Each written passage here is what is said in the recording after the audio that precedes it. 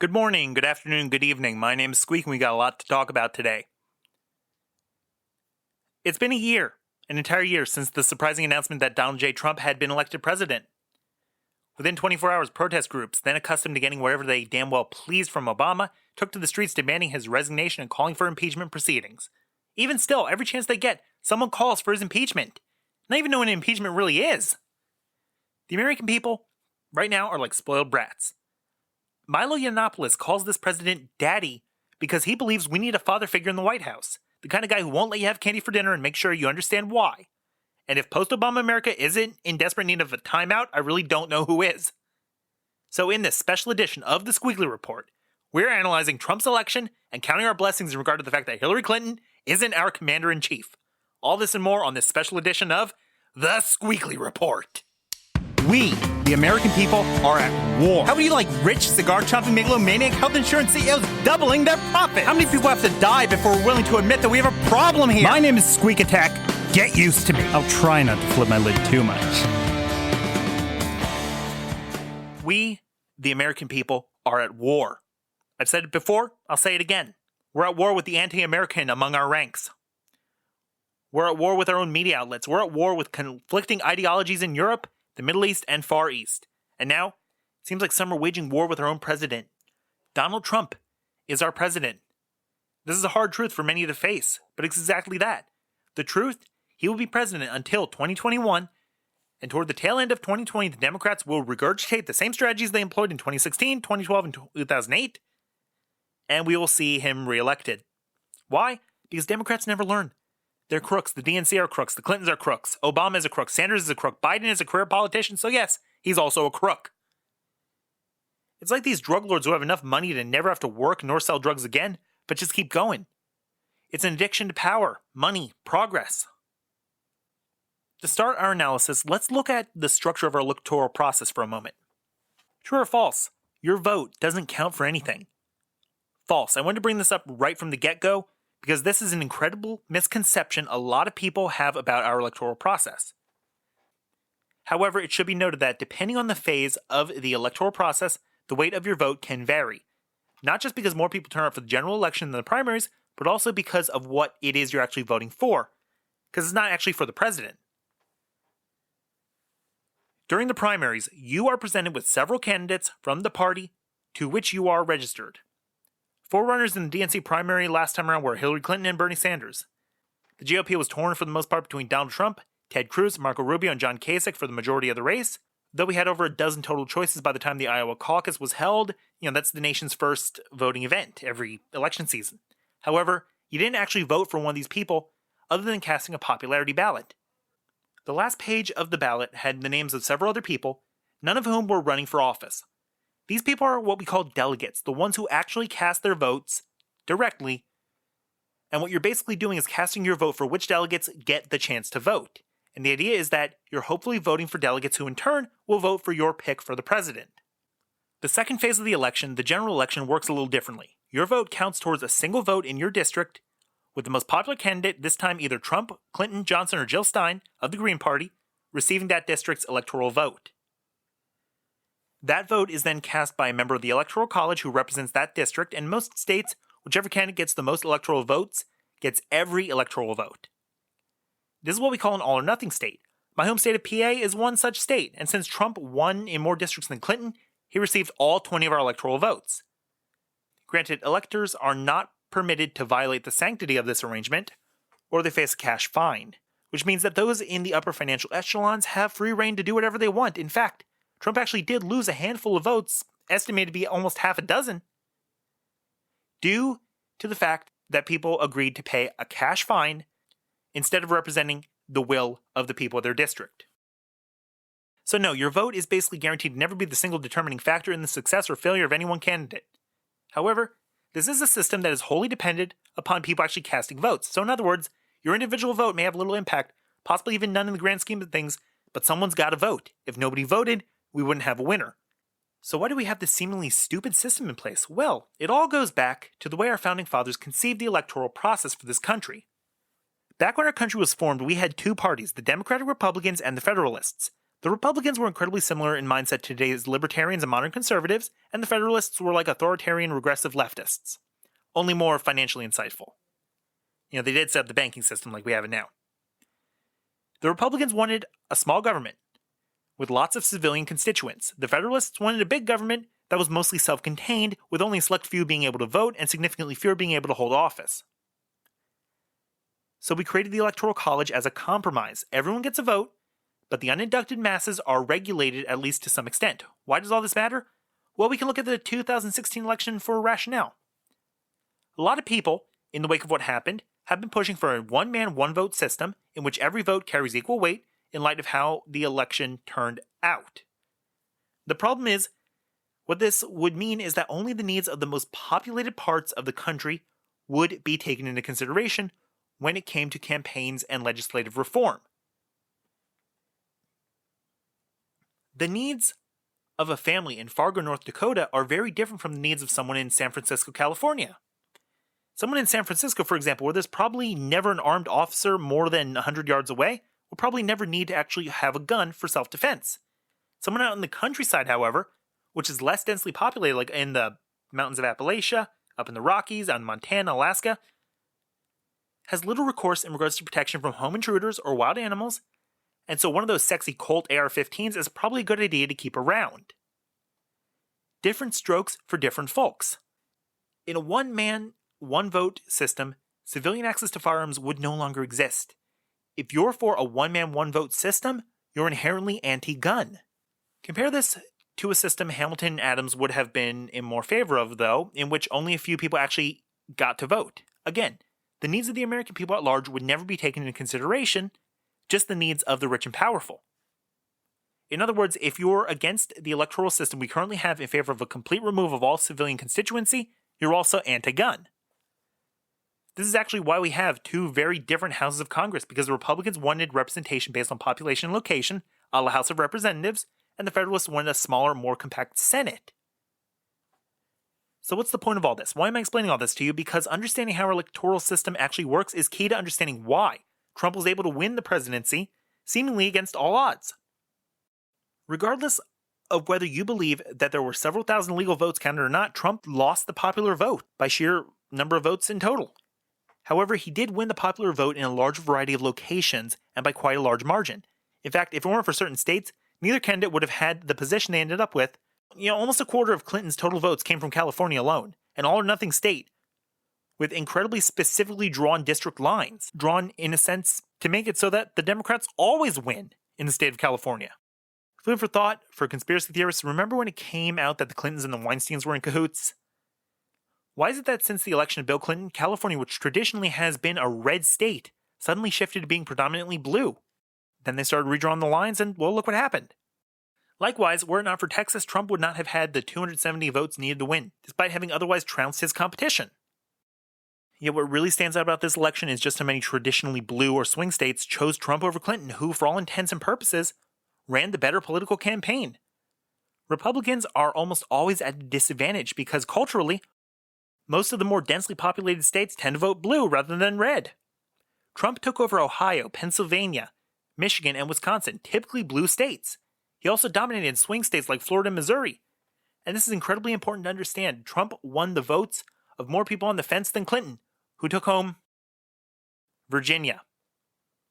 Yay, Virginia. But why?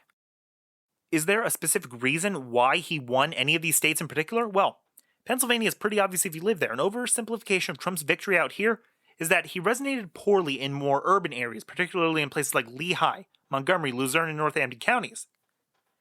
Now compare that to Berks County, which is much more rural overall. They voted red. In fact, most of PA, which is pretty rural, a forested state, a lot of cornfields, voted for Trump. The other blue states he took back, meanwhile, are mostly industrial states, but again, with large rural areas, which have been hurting in recent years economically. Why did he win these states? Because of the promise that he would bring back jobs and create new industry. And sure enough, within a few weeks of his presidency beginning, he signed a few key deals which at the very least represent that spirit and created more jobs. Another element that contributed to this is the huge difference in culture between left-minded people and right-minded people, particularly in regards to needs impacted by geographic considerations. Trump won Missouri because people were sick of the culture that allowed BLM riots in Ferguson, just as an example. Another cultural issue we face today, and another reason that I think Trump had the upper hand all along, is the fact that we've reached a point at which social progress has surpassed natural progress. Teddy Roosevelt, one of the most libertarian and conservative presidents we've ever had, was a progressive. He ran on the progressive Republican ticket. He was almost reelected running for the Progressive Party. What sort of progress did he make, you might ask? Under Roosevelt, companies were required to disclose ingredients of food products. He shifted the focus of our world affairs towards a more defensive, less imperial approach, and his party put a moratorium on the imperial ideals expressed during the Democrats' presidencies, which were picked back up for a period of time during the Wilson administration. Social progress continued throughout the 20th century. Women won the right to vote. Buses, schools, and businesses became desegregated. Colleges partnered with private lending firms and government agencies to get more low-income people into four-year colleges. However, many conservative and libertarian-minded people would probably tell you that progress has gone too far. Some would even argue that our perception of the plight and inequality of certain groups of people, such as racial and religious minorities, women, and the LGBT community, have led us to overcompensate in terms of social progress. In other words, we end up giving these groups of people more leeway and more consideration when it comes to things like devising new laws, social reform, what we consider a right versus a privilege, and so on and so forth. At its heart, this is why many Christians are starting to feel like we are being bullied, as though our religious considerations, such as the lesser sexual impact or the displaying of our most common religious symbol, the cross, are being targeted, despite Muslims being able to wear a hijab wherever they want.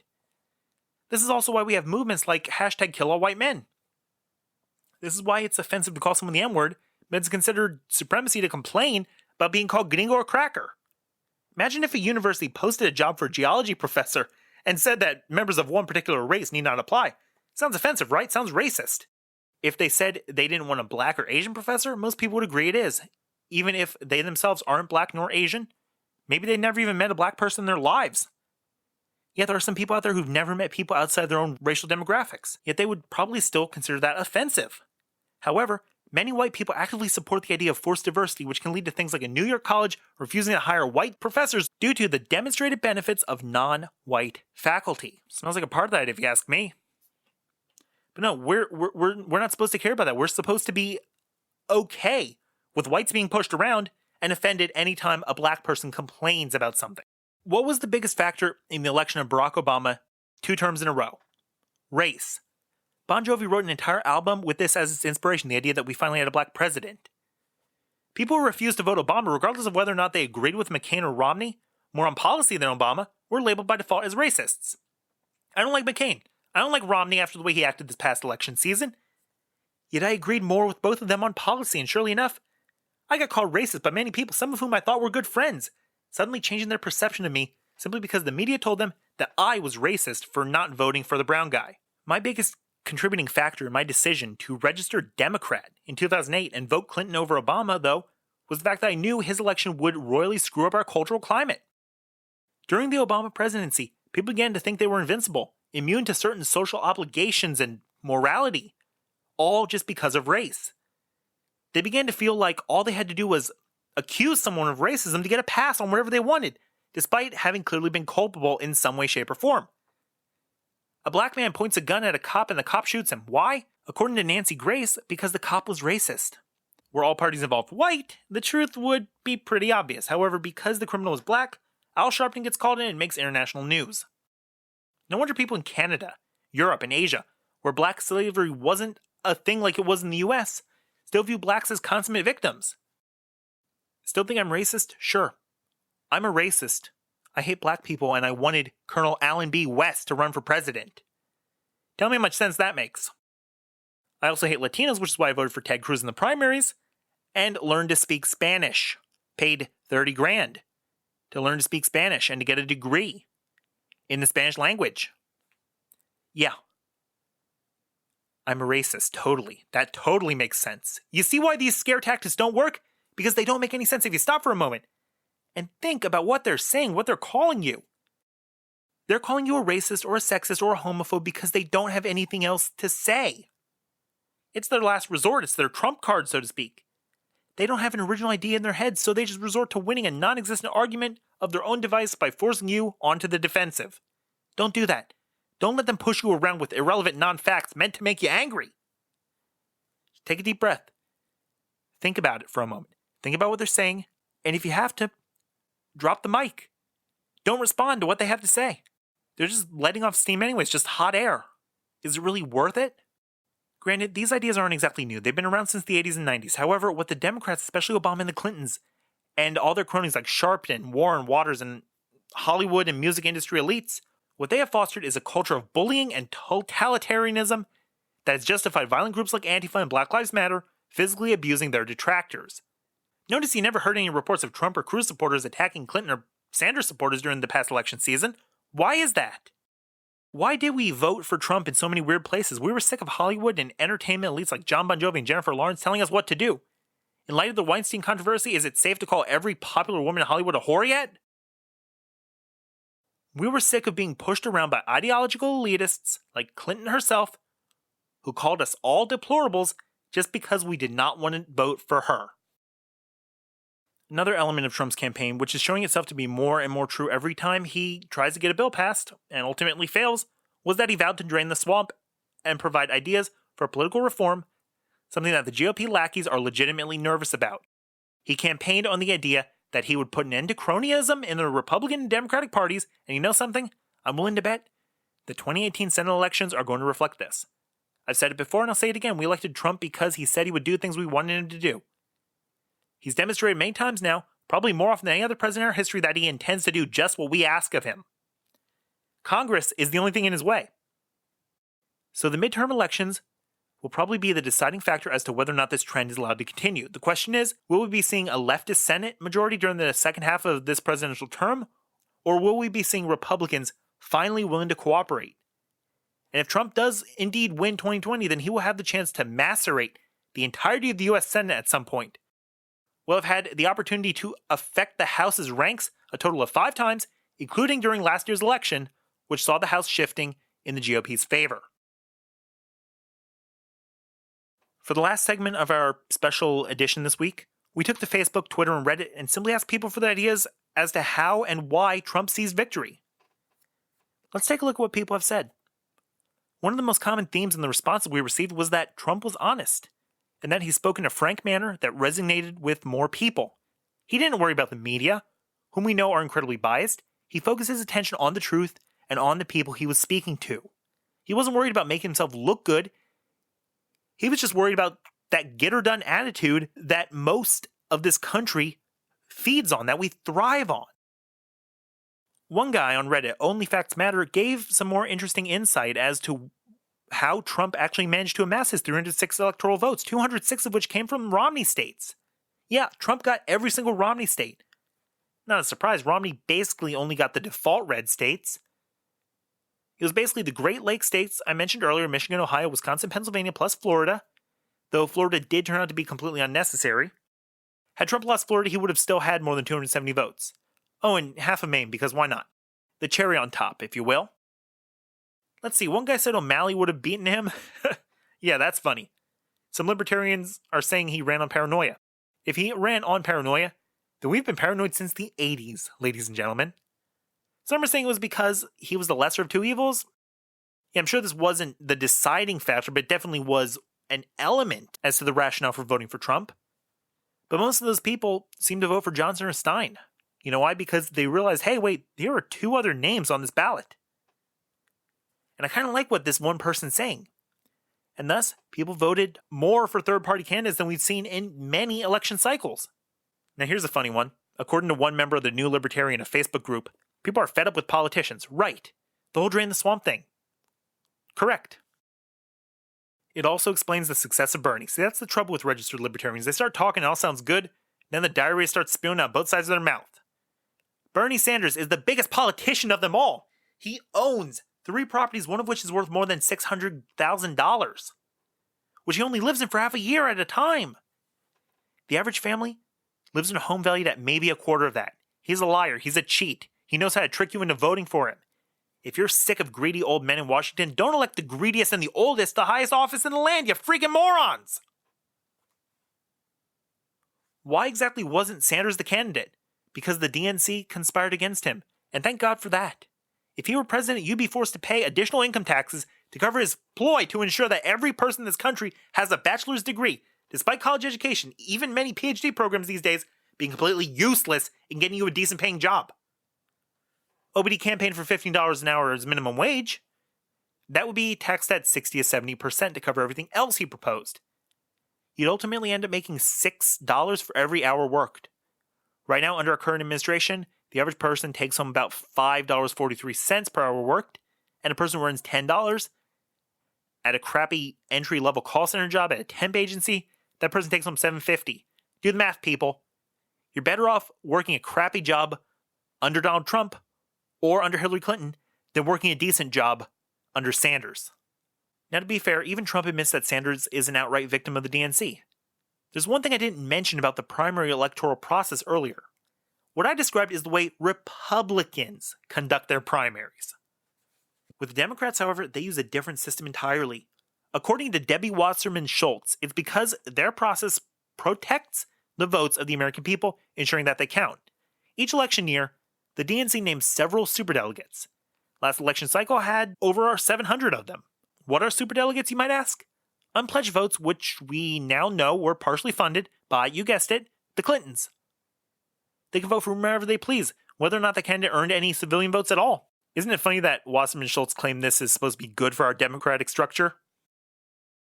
In other words, Hillary is a sack of garbage, a pseudo-human being, but at the same time, we have her to thank for the fact that that lunatic Sanders will probably be dead before he has a remote chance at the presidency, and screwing up our economy any more than Obama, the DNC, and the GOP lapdogs already have. Yay? So why did President Trump win? Because of three things: a shift in culture and ideology, running on campaign objectives and not promises, and knowing very well how to use our electoral system to cater to the actual will of the actual American people, be it through uniting his own party's constituents or by converting people over to his cause. And you know what else? Trump actually did win because of racism. He won because the Democrats said some incredibly racist things about white people and black people alike. Hot sauce, remember that? And heterophobic and Christophobic things about straight people and Christians. He also won because the word racist doesn't mean what it once did, and people were sick of being called something so extreme as a result of having such simple, grounded, and benign beliefs about reality at large.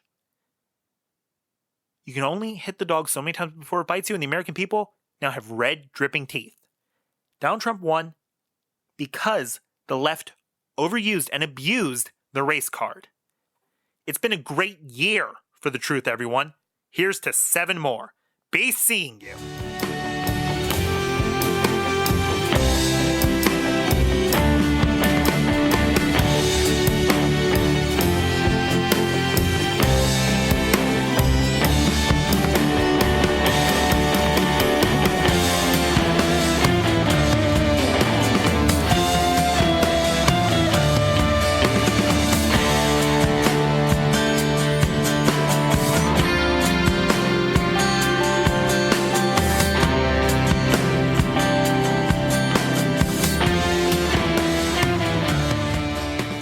Like what you heard? Hate what you heard? Want to see me dead? Follow me on Twitter at Squeak_Attack and join our Squeak Attack feed Facebook group and fan page. Rate, review, and subscribe on iTunes. Leave a comment on the blog. And as always, have a good day.